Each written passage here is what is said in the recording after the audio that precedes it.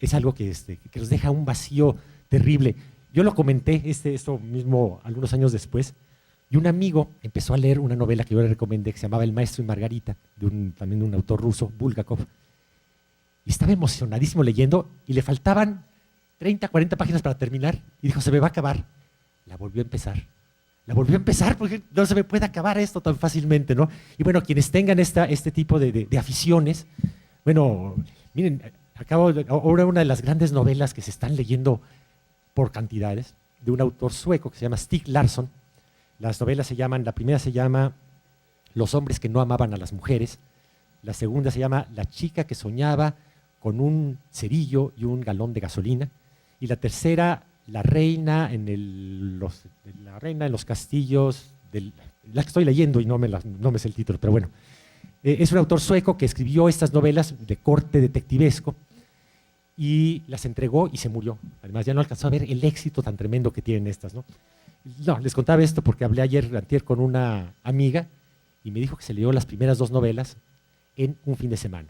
O sea, 1400 páginas en un fin de semana, porque llega a ser tan intenso este autor que cuando nos atrapa podemos llegar a hacer locuras.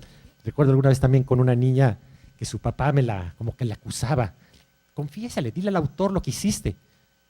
Pues me leí Harry Potter en un día y medio. El último tomo, que eran, no sé, 800 páginas. Y el papá como acusándola, ¿no? Y yo, bueno, pues sí, se puede hacer. Entonces, bueno, como les decía, morimos un poquito al terminar de leer estos libros.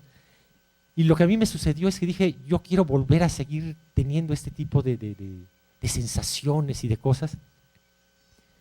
Y entonces, pues no había muchos libros en mi casa, pero sí había libros y me dediqué a leer.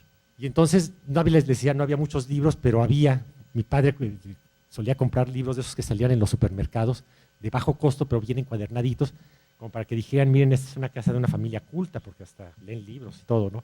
Pero bueno, yo me aproveché mucho de eso porque tenían buenos títulos de todo tipo, teatro, novela, cuento, ensayo, vidas de santos, lo que fuera que me encontrara, yo lo empecé a leer con mucha avidez y descubrí, pues, ¿por qué decir tarde? Cada quien lo descubre a la edad que le toca descubrirlo, pero descubrí la lectura y a los 2 años más o menos dije, ¿y por qué no escribir también? No hay que pedirle permiso a nadie.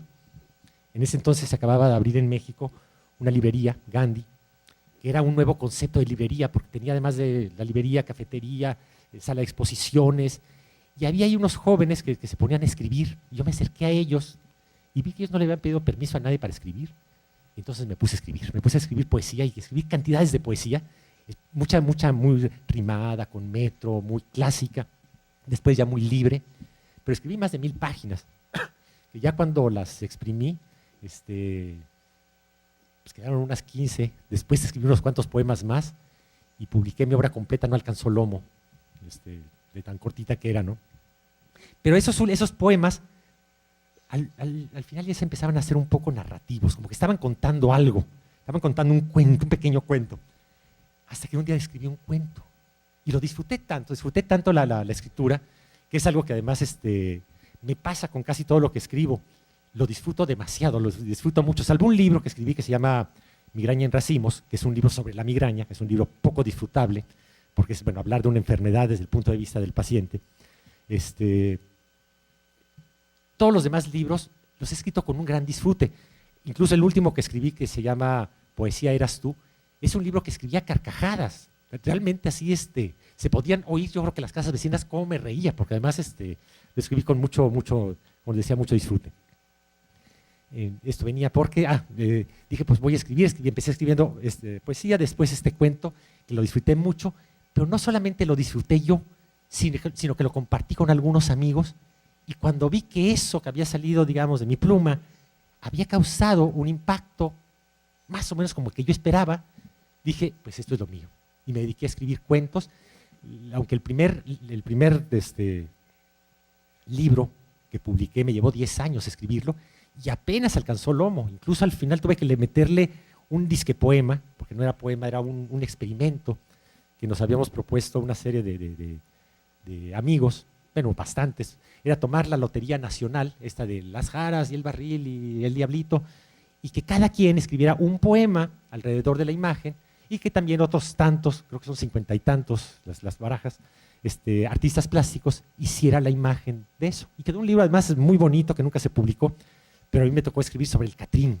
Y entonces ese disque poema lo incluí en ese libro para que alcanzara un poquitito más de grosor y diera lomo. Tardé 10 años en escribir ese libro, ¿no? 10 años y apentitas alcanzaba.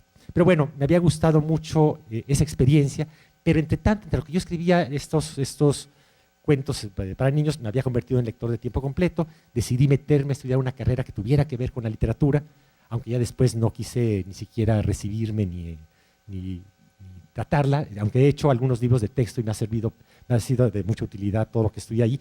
Lo que más me interesaba era como tener ahí una especie de bibliografía que me guiara por dónde ir leyendo, ¿no?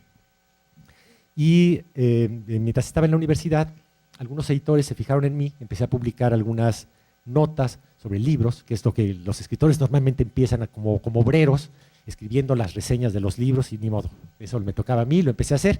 Pero unos editores se fijaron en mí y me dijeron, oye, nos gusta cómo escribes y te queremos encargar un trabajo. Y ese trabajo era hacer unas adaptaciones de leyendas de la época de la colonia y de la época de la conquista para niños de 10, 12 años. Yo lo hice como un trabajo profesional, no era para mí más que eso, un trabajo profesional bien pagado, por cierto. Lo presenté, lo entregué, se publicó, quedaron muy contentos los editores y les fue tan bien a estos editores que un año después me llamaron y me dijeron, tenemos otro proyecto. Ahora no queremos adaptaciones, sino un cuento original. Vamos a convocar a 6 escritores y cada uno va a escribir un cuento para niños de 10, 12 años que tenga como escenario una etapa de la historia de México. A ti te toca la primera mitad del siglo XX. Lo tomé también como una especie de trabajo profesional. Yo dije, bueno, pues si quiero ser escritor, por más candados que me pongan, tengo que poder hacerlo, ¿no? Nunca había escrito para niños, no tenía hijos en ese entonces. Bueno, pues lo voy a hacer, ¿no? Había tomado yo un curso en la universidad acerca de un poeta francés, Paul Valéry, y que revisamos en ese curso, su principal poema se llama Cementerio Marino, y revisamos todas las versiones que conseguimos al español, y en fin, y hicimos un gran trabajo sobre él, pero entre otras cosas lo que Paul Valéry decía era que un escritor, por más que esté encarcelado, por más candados que le pongan, si realmente es escritor, va a poder sacar un producto bueno, ¿no? Él se impuso un metro, un número exacto de estrofas, una serie de candados que se puso, dijo, con estas limitantes voy a escribir mi poema. Y lo pudo escribir, es uno de los grandes poemas de la lengua francesa, ¿no? Bien, me hicieron este ofrecimiento, esta invitación a escribir un cuento para niños con ese tema, de la primera mitad del siglo XX, y lo hice, me dediqué a investigar demasiado, y escribí mi cuento, lo entregué, y los editores responsablemente se lo dieron a leer a los niños, y a niños lectores, y ahí fue mi primera gran experiencia dentro del campo de la literatura infantil. Los niños me dijeron, guácatelas, está horrible lo que escribiste. Esa fue mi primera gran experiencia en la literatura infantil, y digo que es buena y que entré con el pie derecho a este mundo porque ahí comprendí, con ese rechazo, que los niños son lectores muy exigentes. Yo creo que son más exigentes que nosotros como adultos, a quienes un publicista metido en una editorial nos puede vender un título y nosotros con tal de sentirnos cultos y con tal de tener que platicar con el vecino nos zampamos una cantidad de porquerías que, ¿para qué digo? En cambio un niño abre un libro y si el libro lo atrapa, si corresponde a sus intereses, si le despierta la imaginación, algún gusto, lo va a seguir leyendo. Si no hay cosas en la vida mucho más importantes para un niño que leer un libro. Pero claro, es algo que además están teniendo ahora, los escritores de ahora conocen muy bien a este niño lector exigente y creo que han creado grandes historias y lo que hoy tienen los niños para leer es un abanico de posibilidades infinitamente amplio en comparación con lo que existía antes.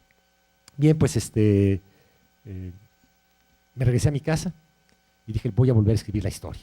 Y la volví a escribir.